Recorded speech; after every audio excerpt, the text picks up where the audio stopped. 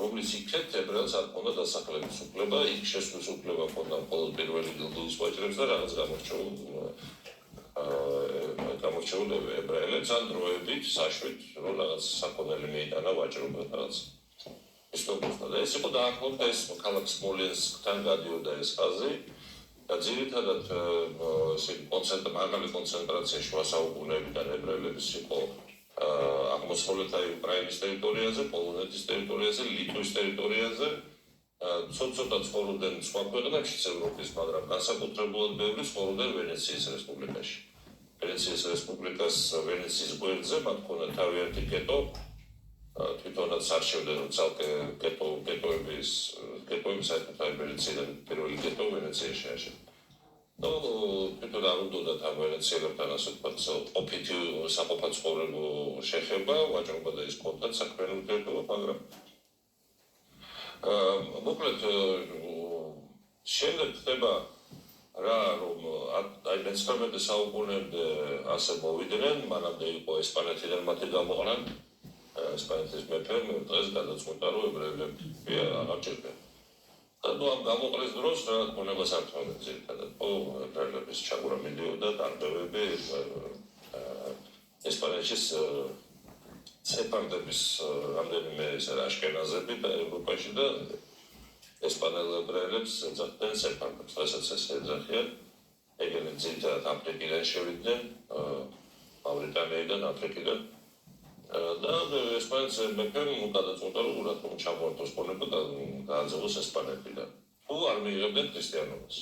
მაშინ გახსოვთ რომ ესპანეთი ერთ-ერთი ყველაზე ძლიერი კათოლიკური სპორტსმენას ძალიან ყურადღებას ახსენებდა რომის პაპთან ურთიერთობა შესანიშნავი და არმენიის მაშინ როგორც პროვინცია არ მიიღო. პროვინცია არ მიიღო, მაგრამ ვიღაცებმა მიიღეს.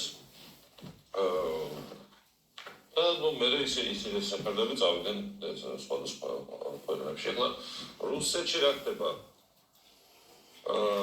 რუსეთში არის ასე ცნობები რომ ასე იგი როჩილდებმა ნაპოლეონის დამარცხების შემდეგ როჩილდებმა იმპერატორ ალექსანდრე პირველს ყოველს პრობლემები და თანაბრები უფლებები და ჩემი იმპერიის მოსახლეობასთან, მაგრამ რაზეც მიიღო ვარ. და ისარასხოდა სამჩელდების ოჯახი პირდაპირ ომის შედეგად აგროვებულ ვალებს გადასტუმრებდა და რაღაც. მაგრამ ალექსანდრე პირველი არ დაეთანხმა და შემდეგ 80-იან წლებში ხდება რუსეთში საინტერესო რა. ნაროდნიკული მოძრაობა იყო, სადაც ბევრი ებრაელიც იყო გაერთიანებული. აფეთქებენ იმპერატორ ალექსანდრე მეორეს. ეტრის ქვეშ შეუგდეს ორი ბომბი.